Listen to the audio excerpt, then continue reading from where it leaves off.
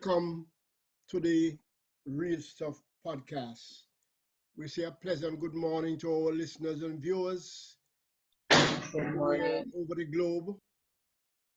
As I introduce my guest this morning, as you can see, we are into Indigenous Outlook this morning, a platform created for all Indigenous people across the world. And this morning we have two eminent Indigenous activists, people who have lived the life, who are still in it, going, and have a lot to say about what is happening in this space. This morning we have Mr. Joe Guerrero. Am I pronouncing your name correctly? How do you pronounce your last name? It's pronounced Guerrero. It's like G-E without a U. Guerrero. Okay, Guerrero. Okay, Very Mr. good. Joseph Guerrero, who is a land rights activist, and he's from Belize, which is part of the Caribbean, part of elsewhere. And we have our affectionate lady who is always here, Queen Lubafu Isieni, aka Cynthia Ellis. And she's the vice president and ambassador at large for the Garifuna Nation. So if you could start with you, Mr. Corello, if you could just introduce yourself to our listeners, and then we move on to Queen Lubafu. Thank you, Brother Flavius. My name is Joseph Guerrero, born in Belize, and I'm actually someone who was born at home with the assistance of a midwife. I wasn't born in a hospital. I was born on the street where I lived my formative younger years. Something that maybe that's why I'm so attached to my home, no matter where I am. I came to the United States actually at the age of 9 years old, and I'm now 57, almost 50 years, and I'm still not used to it. I still don't feel like an American. Inside, it's all Garifuna. I am born in the Garifuna community, the most eminent Garifuna community in Belize, which is Dangriga. And my parents were teachers. They taught many of the today's current generation. And we Garinago helped Belize economically in developing, in bringing in the villages to be a part of the national grid. Garifuna were extremely instrumental in that. However, our rights as indigenous people has been torn and ripped and ignored, and so now there's an awakening worldwide of indigenous people, and Garifuna are a part of the awakening. Good to be with you. Thank you very much. I will move on to Cynthia, who have been with us many Yes, times, Brother but Flavius. we have new viewers, new listeners. So tell them a little about you Yes, and well, your titles. Brother Flavius and all who are on this platform. Um, I'm very delighted to be here. This is a very good time to be alive. We just have overcome many challenges with the COVID pandemic and many other things. So this is really an opportunity to celebrate, you know. So I'm very intent as an Indigenous person, celebrate, to share. We are part of the same family of humanity. And so my passion has been to promote that conversation of healing and transformation from the perspective of sharing the contributions of indigeneity. And very excited. I dreamt for many years of connecting with the indigenous and maroon people of Jamaica and the Caribbean. And I did not one day party that the indigenous people had disappeared. So this time of renaissance of our people around the globe is very powerful. And I want to say that even though as a Garifuna woman, person, I don't flaunt the fact of not being enslaved. Garifuna were not enslaved. However, that gives us the responsibility to share with others and to lift up our brothers and sisters. So I'm very excited to be here as always, to share and to be a part of this family. I was born in Belize, yet I consider myself a child of the universe. I consider myself Jamaican, Caribbean, Latin America, whatever. I am an American, no matter what others may say about us. We are Americans because we were in this part of the world first. Thank you. Thank you very much. Thank you very much. Our topic today, indigeneity in the Caribbean. And that's a very, very wide topic. But we know that we have indigenous people, we have indigenous societies all over the Caribbean. So we can, we can start and looking at these things and see what is out there, what we know. From time to time, we are hearing that one set of people disappeared, they all died, and then they are back. And then some people we don't even know that they exist. Every day we are hearing about meeting new people, new indigenous people, meaning people who are here long before everybody else. But we have to bring them out and we have to understand where, in the space where we fall, where the history, because our history was distorted so badly, deliberately over the years. So it's time for us to take it back now, time for us to write our own history and to say what really happened and what is out there. So we're going to start with Joseph. Okay, Brother Flavius. Hi. Thank you. And it's a quite a appropriate topic, my brother, because Garifuna, let me help your audience to know who we are. We were at one point known as Black Caribs. Well, this Black Caribs nomenclature is something due to a mistake and misunderstanding of Europeans as they first came to invade our lands.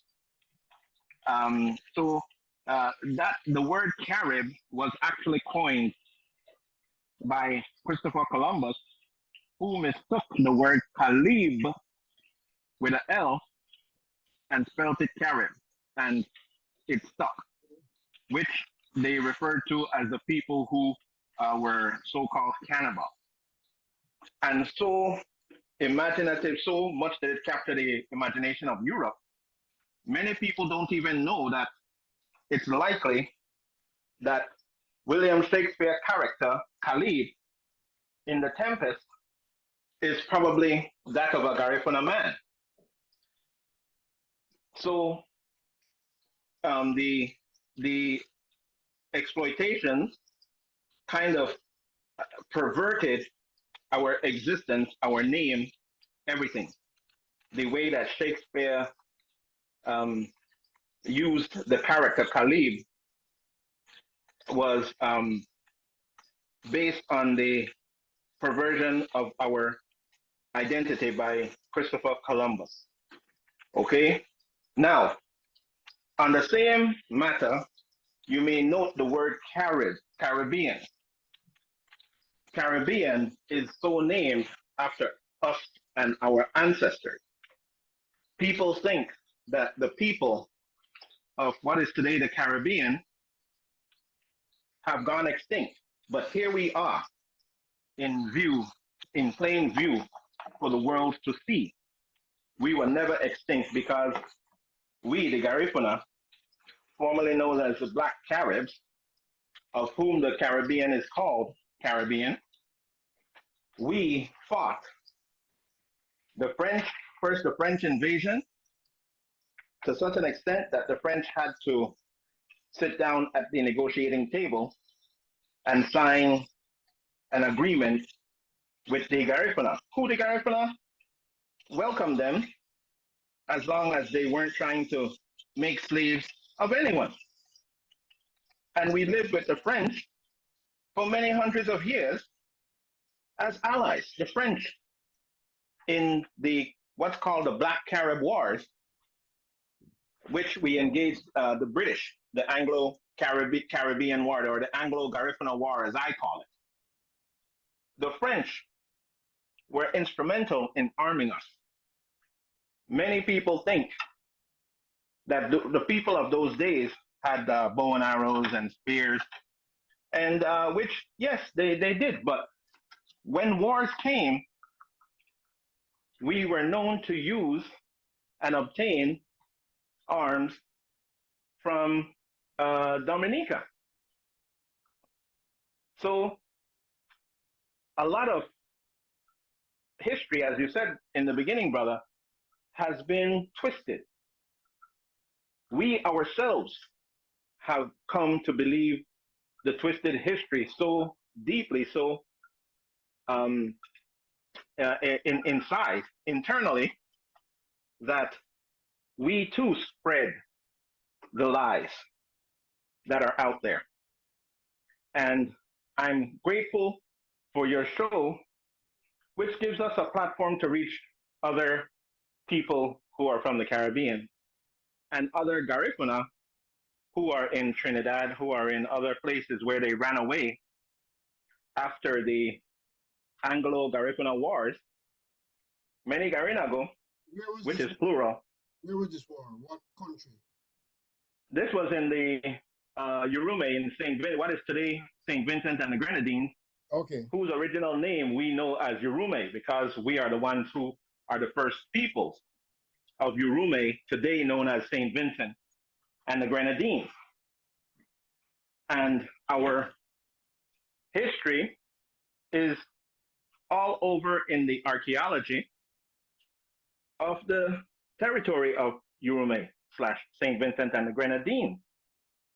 So I'm grateful for the opportunity to talk to the wider Caribbean audience, Jamaican audience, so that we can get to know one another and know that we're not alone, and know that the peoples of the Caribbean, the first peoples that they tried to genocide, we're here, we live, we're strong, and we maintain the original culture that Christopher Columbus met when he started the European invasion of the Caribbean. So it lives. And the people of Puerto Rico trying to get in touch with their Taino culture. Taino culture is just a variant of Garifuna culture. And so they wisely, the Puerto Ricans are studying the Garifuna language of us today so that they can repatriate Garifuna to Puerto Rico. Garifuna is a language of the Arawak family. The Arawaks, as we all know, originate in South America. And Garifuna are the last of the Mohicans of this South American culture, which morphed a little when it transferred to the Caribbean. So we are here. We're strong. Now let's exert our rights together so that we can continue to be Garifuna and not having to bow to the pressure to be urbanized. I'll stop there for now, Flavius. Okay, so go ahead, Cynthia. One of the things that I focus on more is the relevance of all this for the present and for the future as we are unraveling these idiosyncrasies, for want of a better word, you know. I am noticing that in the so-called education system, as Brother Joe was saying, there's a misrepresentation and so on. But my focus is where do we go from here in challenging all of us in our institutions to change the narrative and to tell the story the way it should be told and walk the talk. I recently had a awareness that there are archaeology departments in different universities, University of the West Indies and Guyana, University of Belize, and so on. And so the challenge that we have now is how to engage with these entities in a way that brings these truths to the forefront, you know. I had a conversation with someone from the University of Belize yesterday, and there is talk about setting up an Indigenous People Institute. So my question always is, so where is the engagement of us as Indigenous people in the conversation from our perspective and not from the perspective of the people who were our colonizers and who still are our colonizers.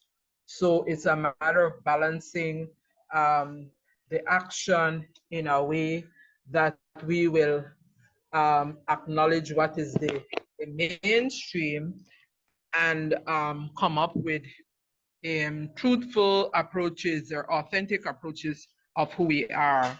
So looking at the current challenges that we have in the world today in terms of like climate change and health and wellness and mental health and sustainable development, all these conversations that are knocking around through the United Nations and these other entities which do not have or that have limited regard for the indigenous people and intellectual rights and knowledge of indigenous people, which have been appropriated from day one.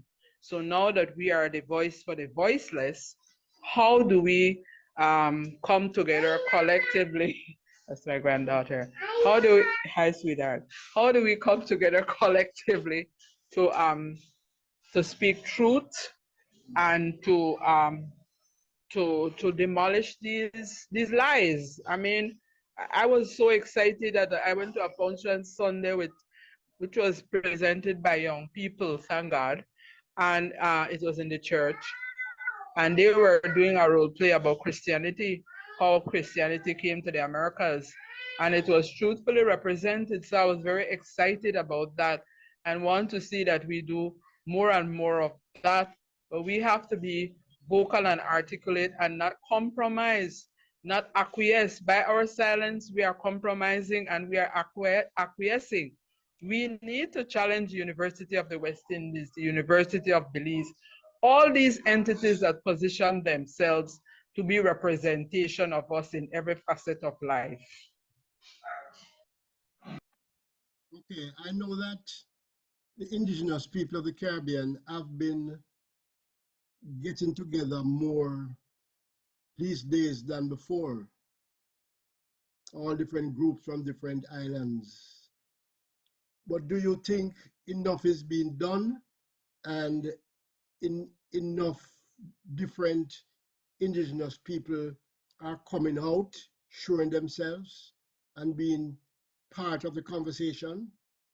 Or you think it need to be upgraded to be, speeded up? Generally, what do you think of the current situation and what should be done? Anybody can take that.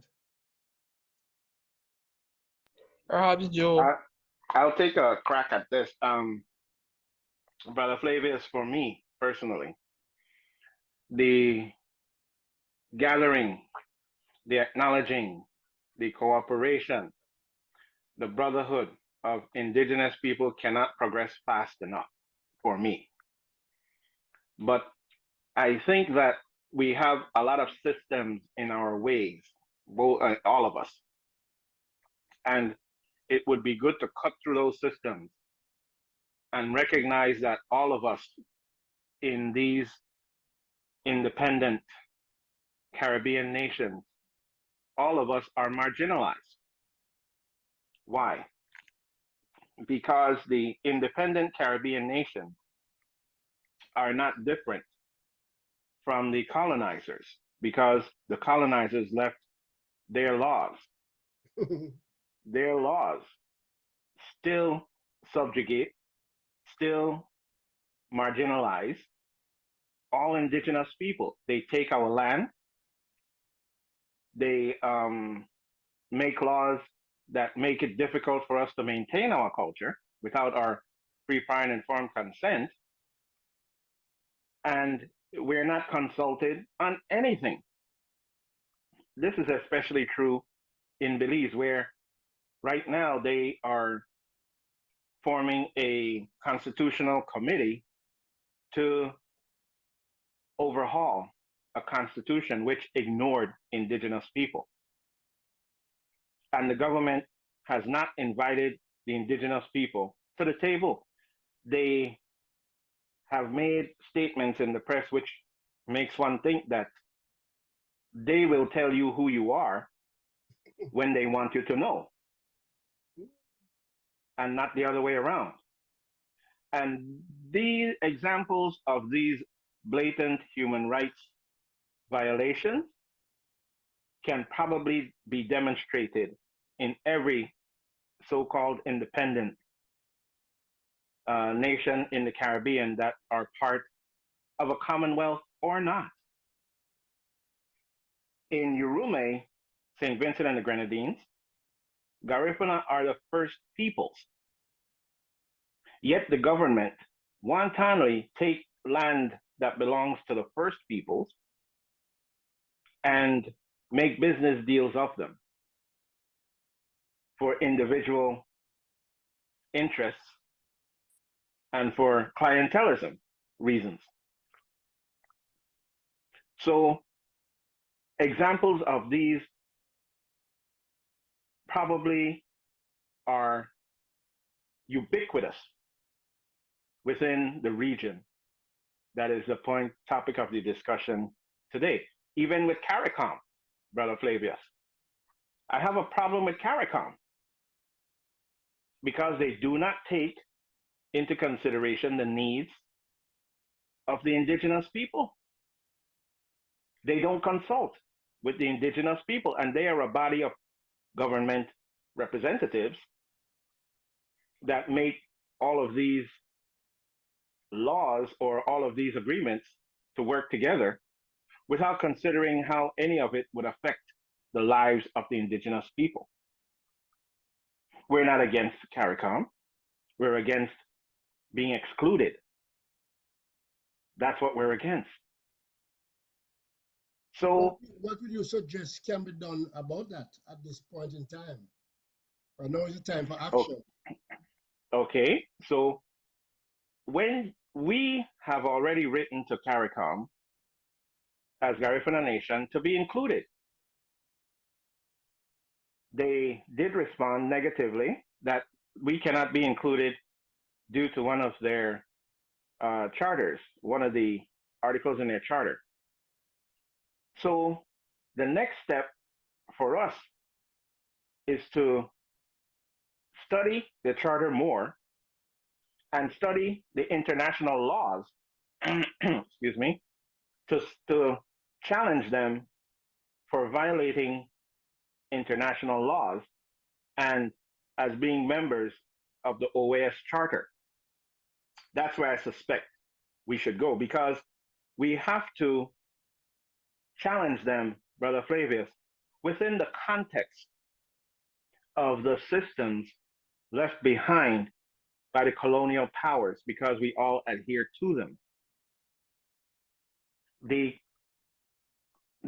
have international laws which say that the lands that belong to indigenous people are theirs because they inherited the land, or they inhabited the land prior to colonization. So to give you an example, good brother, they in Belize, we Garinago were there way before the British settled and everything. In 1802, history will show, and that's evident, that we inhabited all of the territories we now claim, and then some. In 1802, okay, I'm giving you the date for a reason. In 1815, in 1802, that was not a part of the territory of Belize. It was actually under the so-called Spanish rule due to the papal bull that divided the world between the Spanish and the Portuguese. So that territory was not controlled by the British. However, in the 1821 independence, War of Independence in Central America,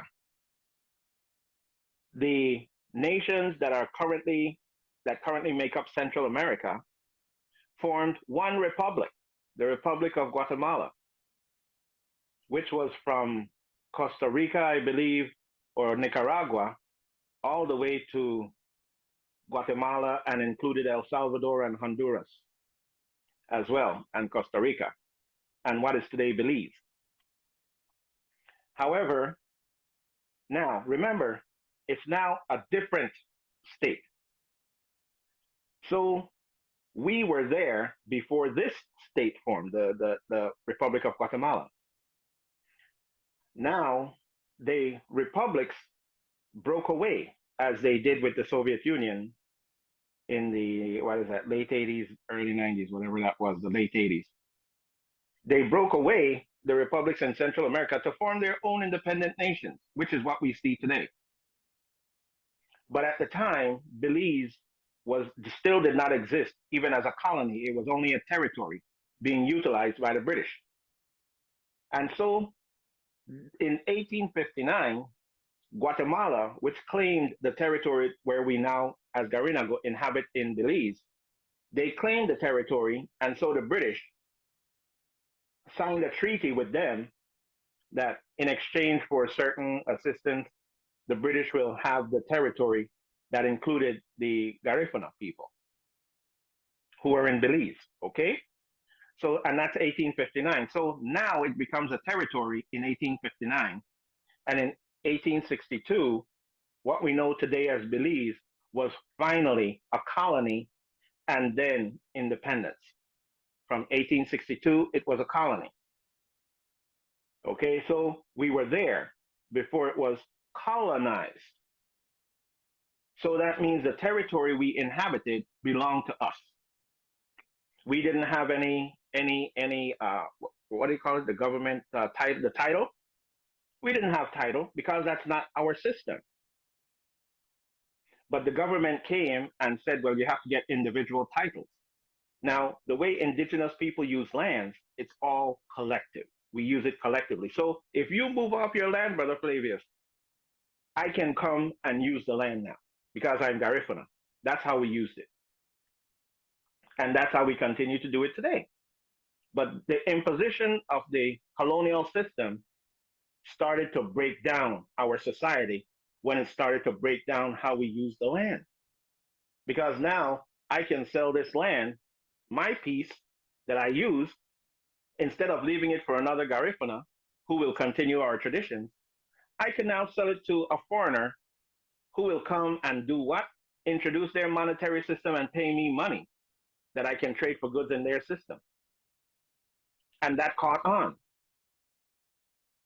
However, it's illegal. In the laws we have today, the international laws, the international standards, it's illegal. And so our indigenous people have to utilize the system that they introduced, utilize it to get the system out of our lives. And that's important, not because of exclusivity, oh, we don't want them, or racism or anything like that. If you are from Europe You cannot possibly make laws that will perpetuate my culture. You will make laws that violate the perpetuation of my culture because you don't know it. You never studied it. You never came among us to learn what we need to perpetuate our culture. You never came among us. You just came and introduced your system and say, voila, now you're civilized. That's all that happened. You're civilized, you're being displaced, your children are being educated under my rules, they're getting to know my history, not their own. They're going to use my financing systems because it'll make financing available to them and debt and so on and so forth. That's what they brought. And say, now you're civilized. Unfortunately, in the readjustment to Central America after being exiled from Urume, St. Vincent and the Grenadines, many of our ancestors were tricked. Sounds familiar? With indigenous people, many of them were tricked. And so now we have to start to undo all the damage that's been done. Because the damage is seen in Garifuna being unable to properly pass along their cultures anymore because of so much interruption in the education process, in the systems, in the banking systems, in the land tenure systems, in every system that has invaded their culture. It's made it difficult to then pass along the culture as we brought the culture to Central America. And that's where we are.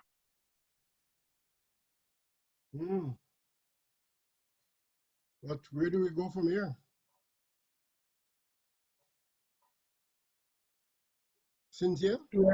We are already going flavors by being on this platform and in this conversation, in the sense that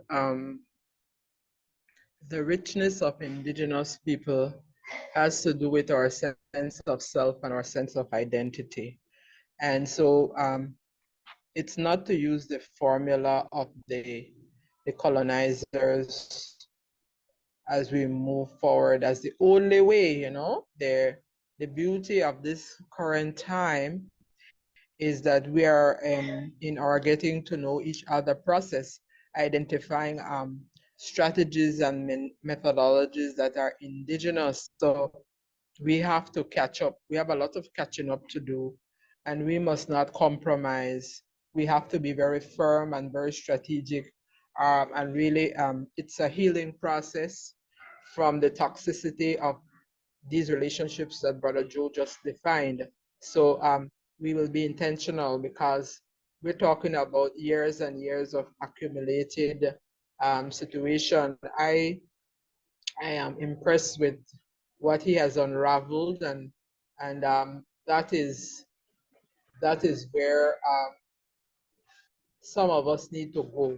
There's room for each of us to make a contribution.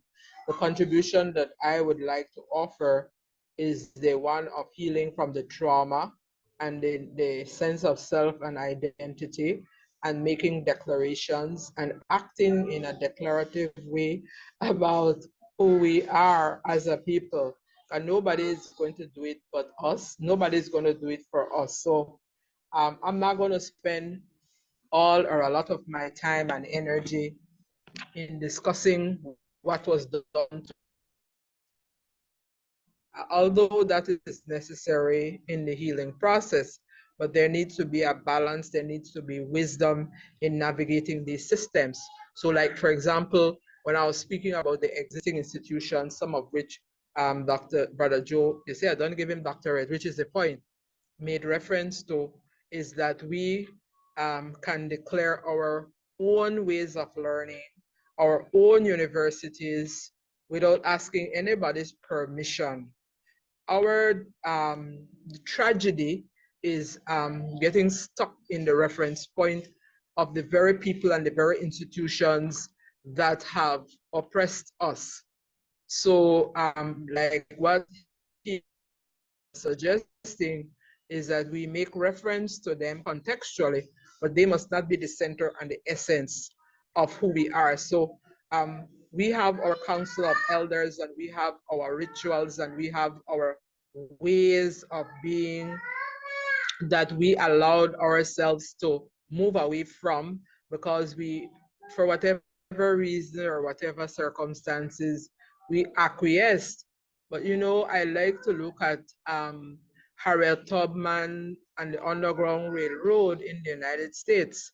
And so I really I want us to be careful not to stay stuck in the labels that were given to us. They divide and rule. You know, yes, I am Garifuna and I'm proud to be Garifuna. However, I also want to know what is my link to the people in Jamaica, the Caribbean, different parts of the Caribbean, the United States, and globally. That's part of the move because that will give us the strength and the capacity to overcome. As long as we continue to be in these little pockets and these little corners, then that is the way in which our energy is dissipated. So that's where we go from here. For example, I found out that my name Ellis, there are Ellis in Jamaica. So it's I want to know what is linked to the Ellis in Jamaica, for example.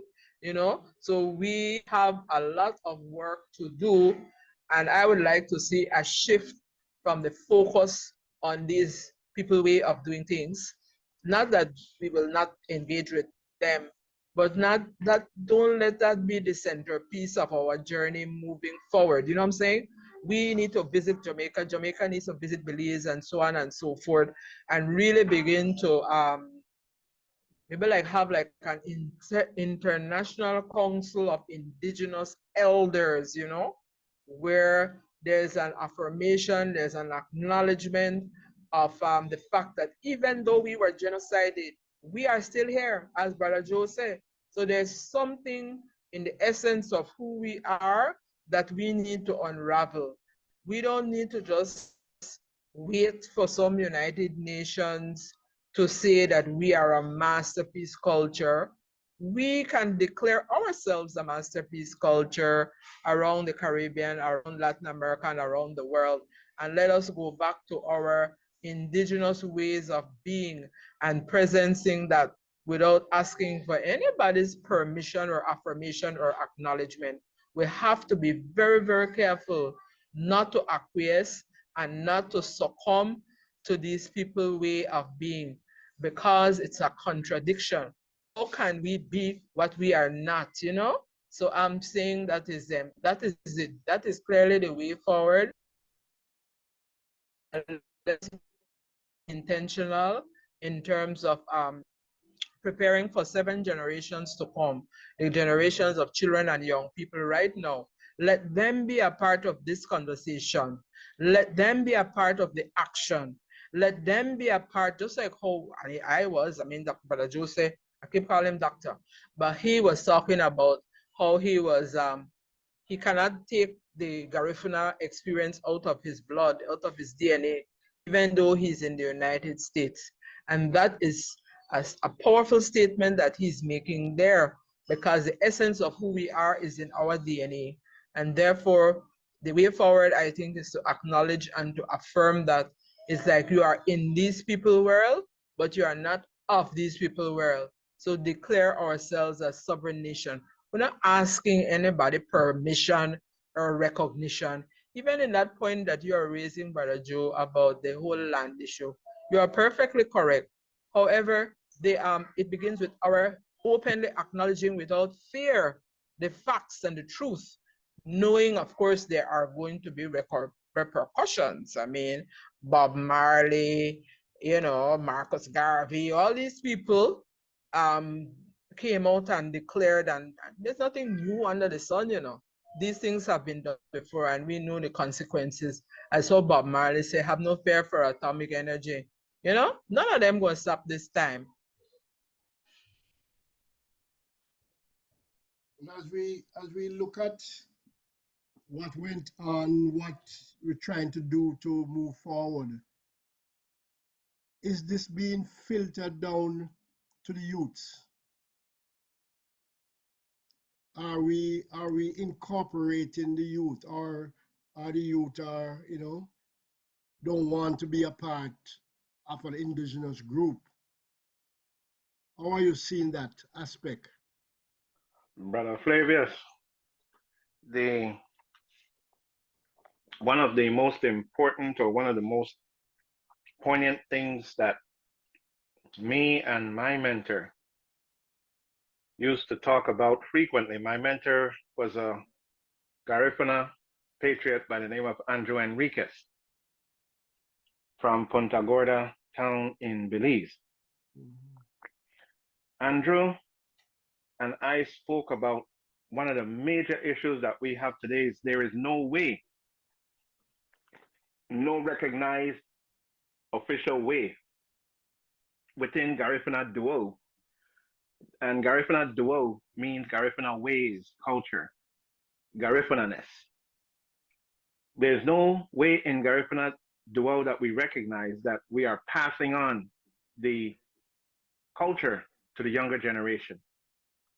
So it is sad, but it's not a mystery when we see our youth being seduced to imitate other culture. And I call it an imitation because as much as I have grown up in the United States,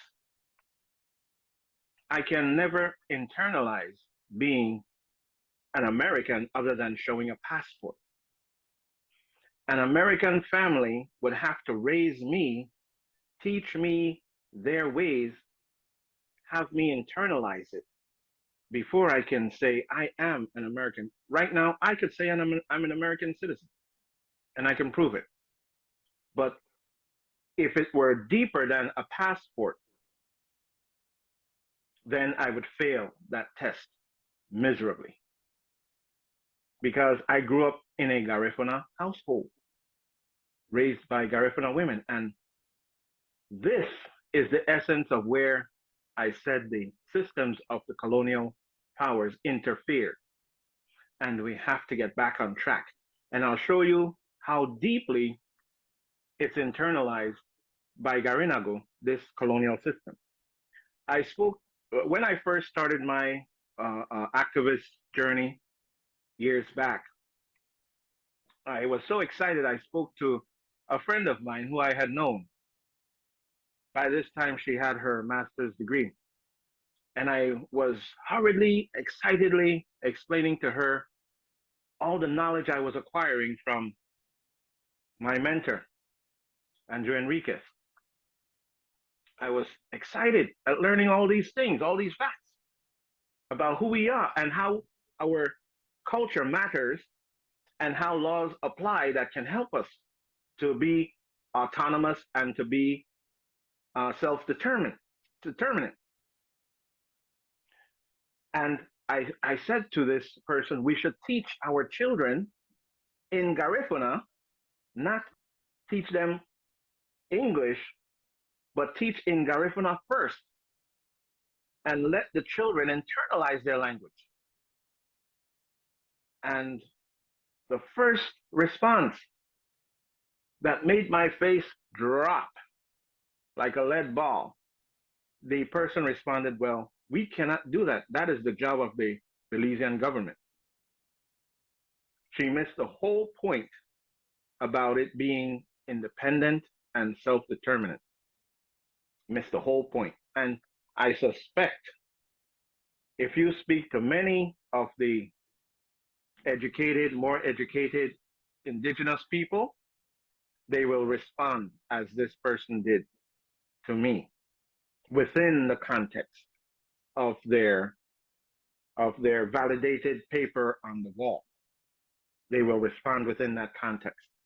They can't move out of it because they've been validated by the colonizer. And thus, it's really, to me, another thorn in the side of indigenous people if you cannot take education and apply it in a new way to your own circumstances and needs.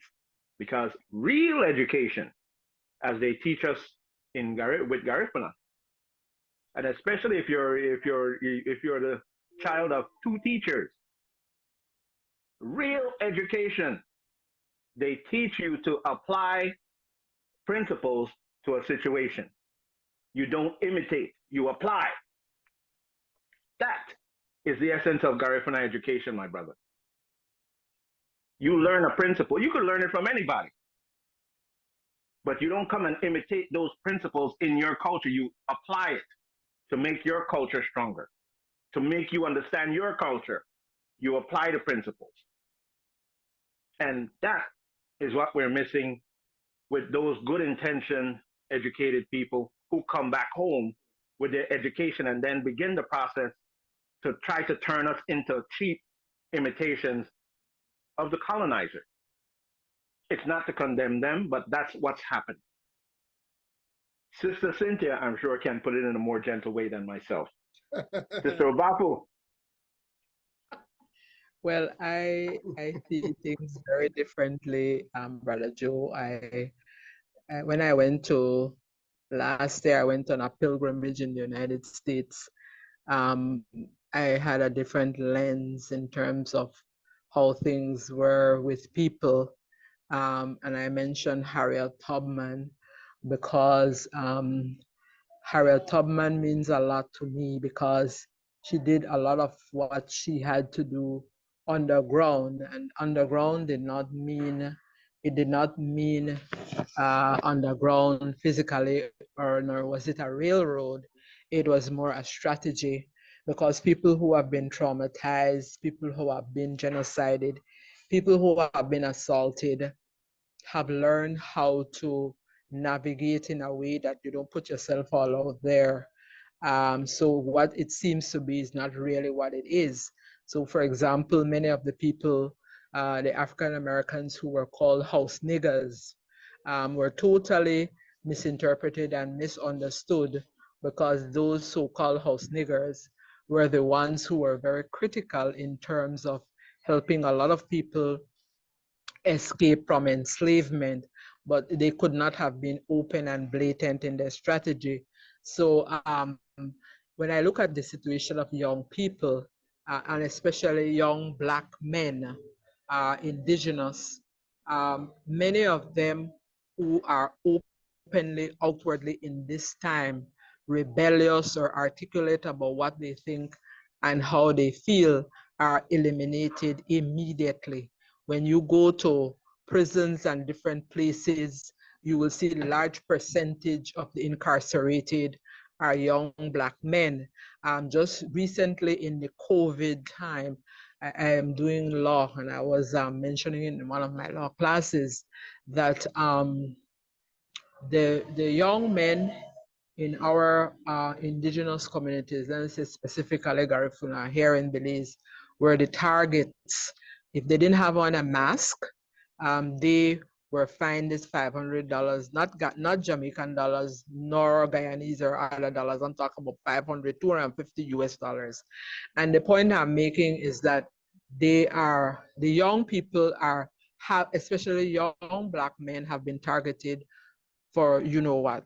So I'm not making an excuse, but I'm just putting a context that has rapidly changed, which has led to young people articulating themselves in a different way than, let's say, like in my time or your time, Brother Joe, where they are more vulnerable, they are more exposed. I know a lot of young people. I could identify over at least 100 young men who are making music, who are farming, who are doing a lot of productive and constructive things. And I support and I agree with them not to be out there in any platform talking about any indigenous nothing.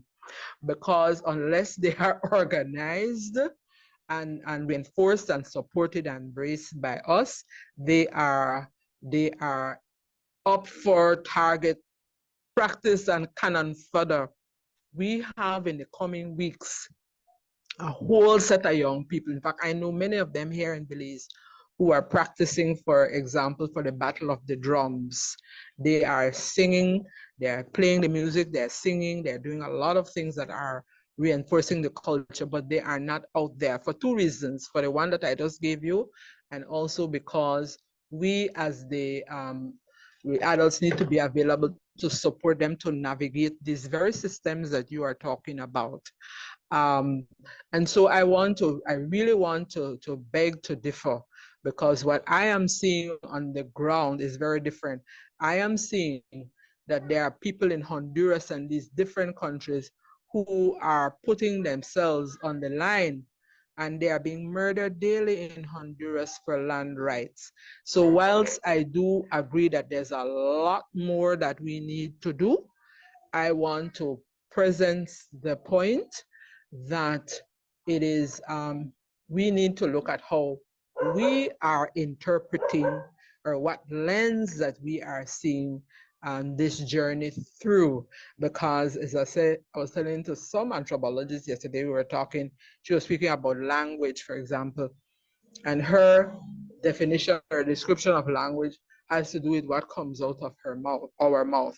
And I said to her, no, the indigenous way, our way of language, is the way how we dress, the way how we prepare our food. There are lots of things that people are doing that are rapidly changing in terms of how we communicate and present ourselves. So I would like to put that other side of the coin and suggest that there's been more support. Oh my goodness, let me tell you, I live by the border with Guatemala.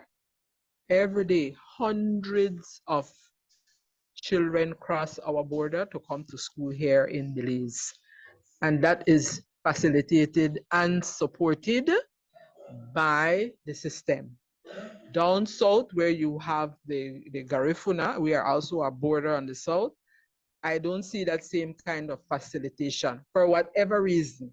So that's a conversation that I would like us to go deeper into before we come to any conclusions. Wonderful.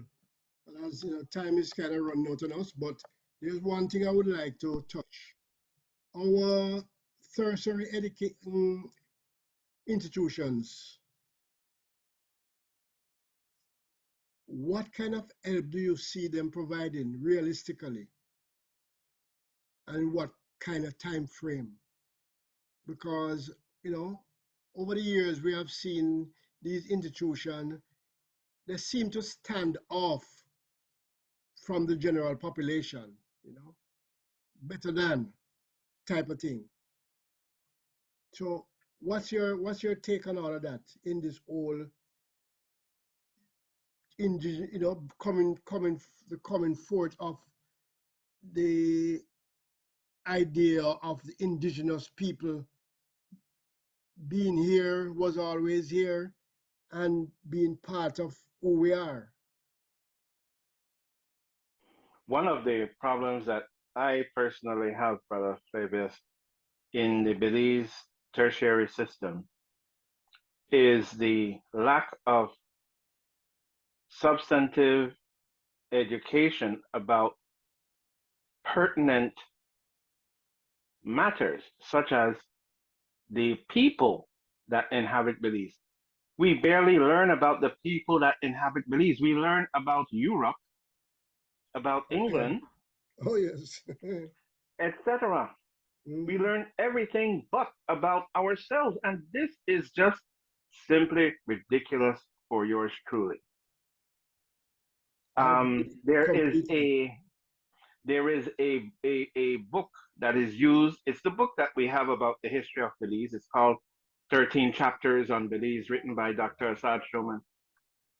I have nothing against the gentleman. In fact, I find him to be exactly that. Very gentleman and very nice, affable person. His book presents Garifuna in a very limited way. And the book, it gives people an impression that Garifuna came to Belize. Everybody thinks Garifuna came to Belize. But when you look into the history, as I stated before, in 1802, we were a lot of Belizeans were Garifuna were asked to come and work in a territory that was south of the official Belize territory at the time. It was not a part of the Belize territory, but it was south of it, beyond what we call the Sabun River. And the Garinago came to work for the British in that territory, cutting log because a lot of the slaves kept running away, and they desperately needed labor. And so they asked Garifuna to come, and Garifuna came and worked and settled the area, which did not belong to the British. And by the time now of the 1859 treaty, the British signed with Guatemala, it made the territory a part of the British in 1859, but we were already there, you see? So it shocks a lot of people when I tell them accurately, and I can prove it, that Garifuna never went to Belize. It was Belize, when it moved beyond the Sabon River border, it was Belize that came to us. That is when it became a part of Belize. And people get angry because the history has taught for generations that Garifuna came to Belize. We did not. Belize came to us. We settled in a territory, and then Belize came to be a part of that territory and put their borders around us. That's what colonization is. That's the very meaning of colonization. So that means we were there before Belize, and they came to us. So I want to set the record straight there. And what we need going forward, Sister Lubafu Isieni, which is a powerful one, by the way, in Garifuna. That's what her name is, powerful one. Or power, a collective power. What I think we need more than anything is human capacity, and we need brains, we need the human factor to help us to succeed and go forward. And I think that there's plenty of imaginative, innovative brain power out there. We just have to encourage the brains to come forward, step forward, and take their place as leaders in the communities, wherever they are, be it supervisor, be it manager, be it chief, be it paramount chief, whatever. We need them to step forward and take their place and lead their people. Thank you. Thank you very much. Brother Flavius, I agree with what Brother Joe, Chief, and our Chief was Joseph Chatouillet. But anyway, I want to say that these existing institutions need to be, I won't say that they need to be discarded. I just want to say they need to be revamped. I am in agreement with him.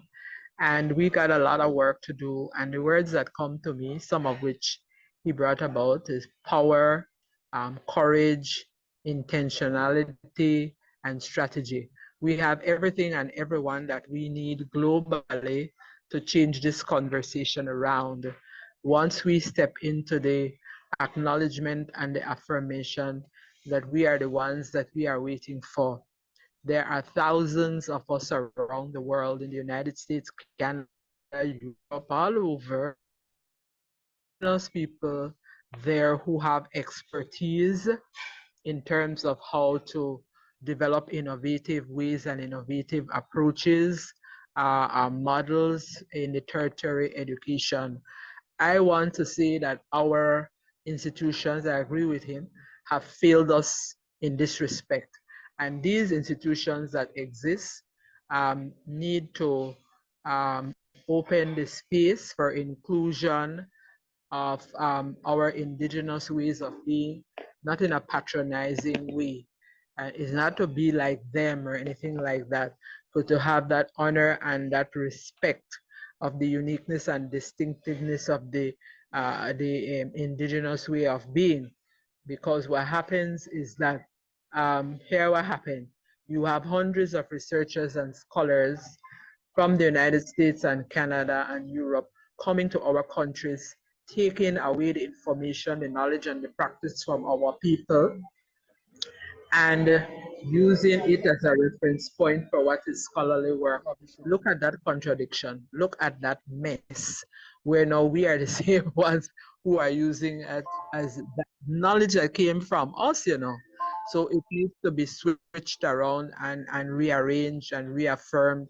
There needs to be like I say like a reparation, like an apology. People will say, well, okay, what's about an apology? Apology is an acknowledgement that you have stolen information, you have stolen expertise, you have stolen treasures from these countries. But we're not going to quarrel and fuss with you. I want to focus more on us. And I thank you, Flavors, for this platform, because this platform is an example as in and a strategy of how we can re-educate or reaffirm, like how they have public television, public in the United States and those places. So people who live in the United States can give us a lot of examples of models and approaches and strategies that these people use for their own people that we could use for our own. Imagine we have people coming from the United States and different parts of the world coming. They stay in the States and remote control, or they go back and forth. They provide so-called technical assistance for our educational systems and programs and strategies in our countries. And then in our Caribbean reality, we imitate the same thing. So there needs to be like an honest conversation in terms of collaboration from a very strategic, intentional, honorable, and respectful way. It's like a reparation conversation, but not reparation from the point of we're going to stop and we're going to wait for people to give us anything. Nobody's going to give us anything. We ourselves need to make up our minds that we will use whatever resources, material and otherwise, to change this narrative, because nobody is going to change it for us but us. So my energy and my breath is more for that kind of conversation, spending time with children and grandchildren. That's how I was brought up at home. At home, we had a yard full of children. Brother Joe is my cousin, by the way. Not by the way, but So we grew up as a very close village way of taking responsibility and caring. Yes, we went to the people's school called a building, but when we went into that building and came home, our parents debriefed us, and we were circled and we were embraced by auntie, granny, uncle, cousins, all these people who have the real knowledge. So it's about balancing and complementing everything. We have things we can learn from the world as it is right now, and they have a lot to learn from us. But I want to focus on what we have to share with them. Thank you, Flavius and Brother Joe. Thank you very much, both of you. And we have to go now, but if you 30 seconds wrap up from both of you, please.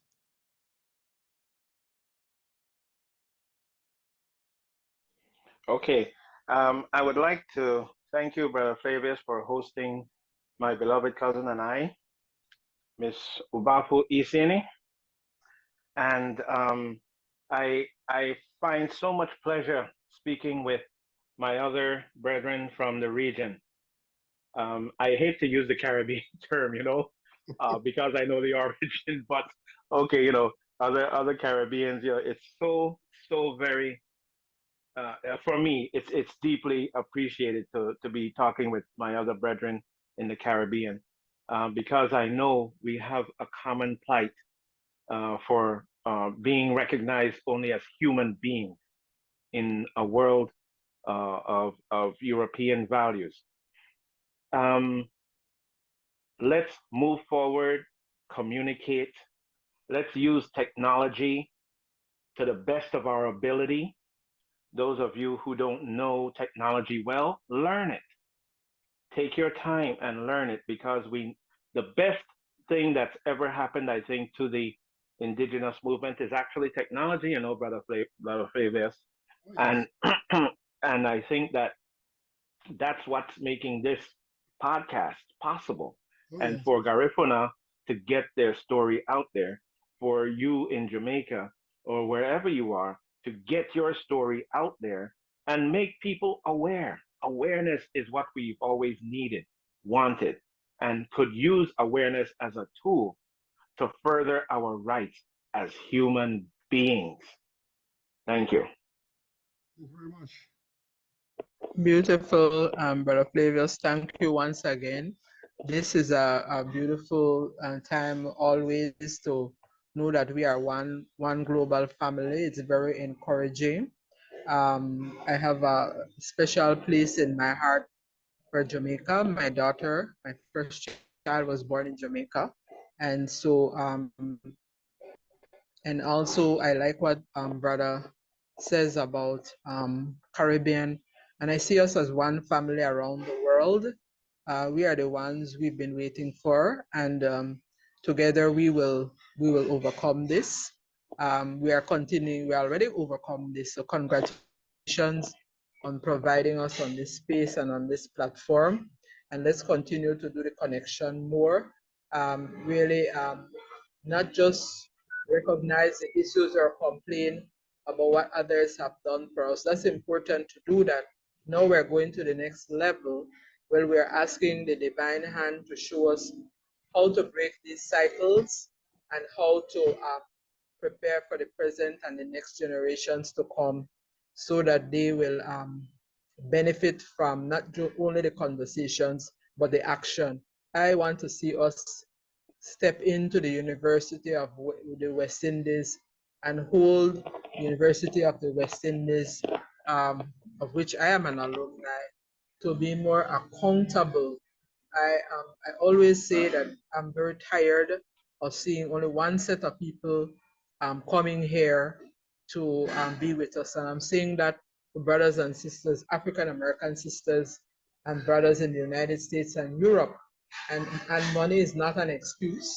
I'm not saying that money is not useful or important. And it's not that some people have more money than we have. But um, we can find the resources to make this happen in a very different way. We have brilliant all over the world, and we have people with resources all over the world.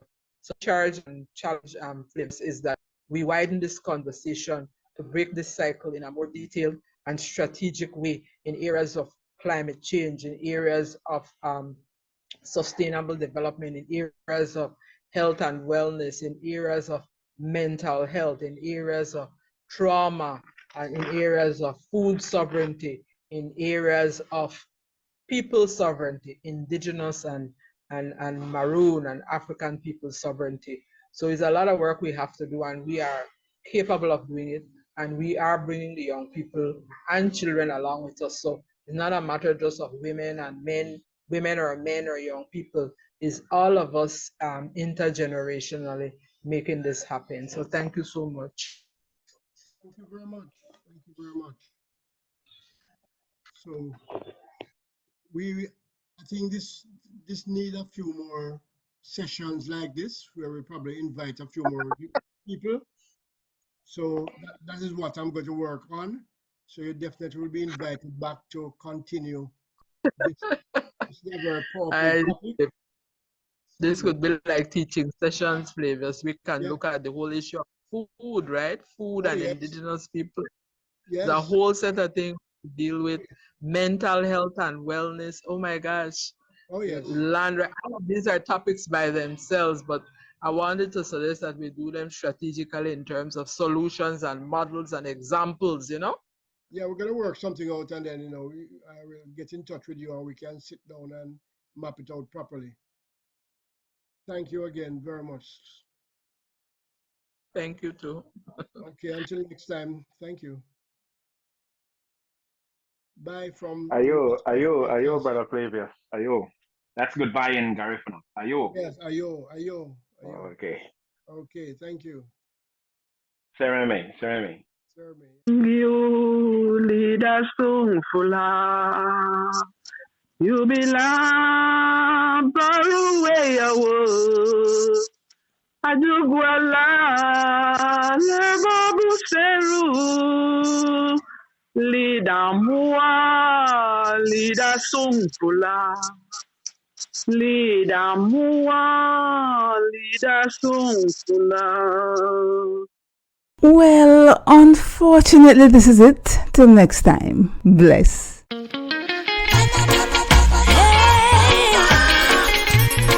Whoa, take away myself.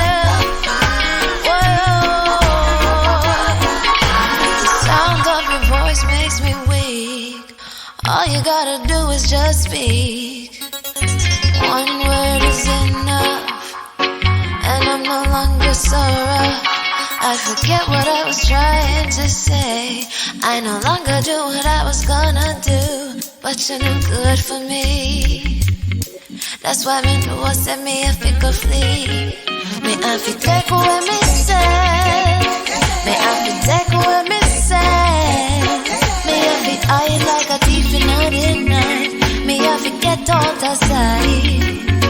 Me have to take away myself. I have to take away myself. I have to utilize I will. Surely